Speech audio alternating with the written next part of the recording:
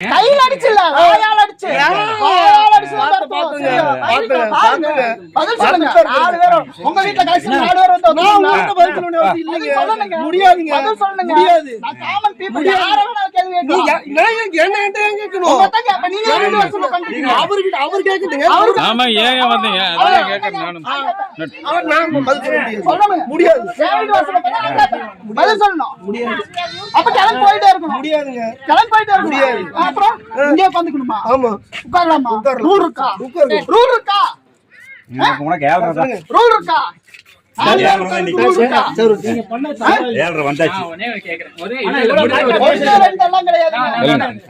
கேட்டு போறேன். எனக்கு கஸ்டமர் கட்ட முடியும் அவட்ட பேசுறேன்.